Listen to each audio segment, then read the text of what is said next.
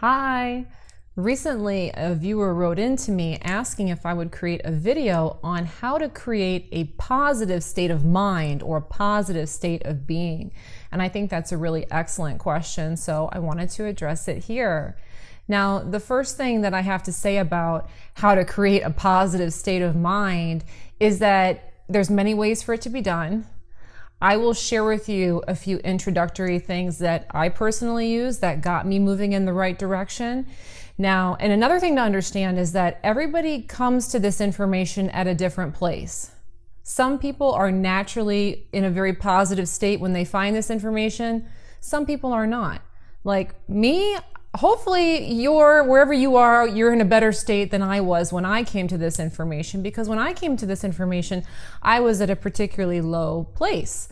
I had a number of issues. I was an addict. I had an eating disorder. I had been diagnosed with a mental health condition, a personality disorder called borderline personality disorder.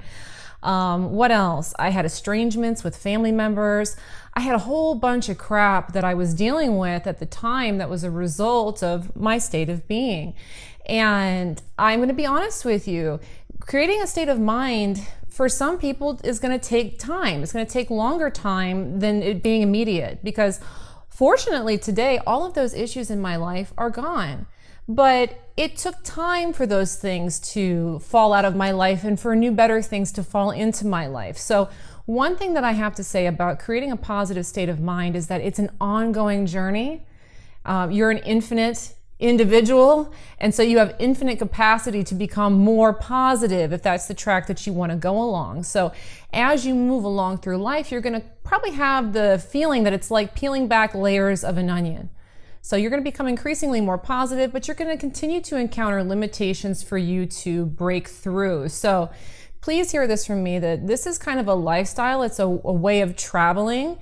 And thanks to the law of attraction, if you get on a positive momentum, you're going to find yourself becoming increasingly more and more positive. It will become easier for you to shed limitations, but there's no ending point. This is something that continues to evolve and gets better over time. So first things first, please make sure that you're patient with yourself and understand that it's all about gaining momentum. All right, it's not about becoming an immediately 100% positive person overnight. It's a journey. All right, now with that being said, I want to share with you some of the things that I started out with early on that I believe got me on a trajectory that really helped. If you haven't yet started trying meditation, I highly recommend it. Just 15 minutes of meditation a day. That does wonders for slowing down a lot of the negative thoughts and emotions that are cycling through your mind. It's my personal recommendation that the earlier in the day, the better for meditation, because if you start your day off in a really calm, pleasant way, the law of attraction will gravitate towards you more positive things to take you through the rest of your day. So morning meditation usually packs more of a punch than evening meditation, if you can do it. Another early thing that I started with was yoga. And again, it depends on if that's your interest or not. And yoga is something I've gone in and out with, but that was something I started with early. That's also a great thing for getting yourself centered, learning how to breathe. That can be very helpful as well. Now, another suggestion that was very big for me was to be very mindful of the kind of programming that you're watching and that you're listening to. A lot of the things that we see on television or at the movies or that we listen to on the radio pack a lot of negative, limiting kind of beliefs and ideas. And when we surround ourselves with that kind of information, it becomes ingrained and embedded within us. So it can be very huge for you to start to watch what kind of things that you're observing and that you're listening to. So be mindful of the kind of stations that you're listening to or watching. Try to pick programming that has positive messages or elicits positive feelings from you. All right. Now, and then my final quick suggestion for you is a big one, but it's a very simple one that a lot of people overlook, and that's just to attend to your needs. Now, a lot of times people are in the habit of putting themselves last, and so they engage in a lot of behaviors that are not particularly self-care oriented. And so when we do this, what we're really doing is we're engaging in a form of self-abuse.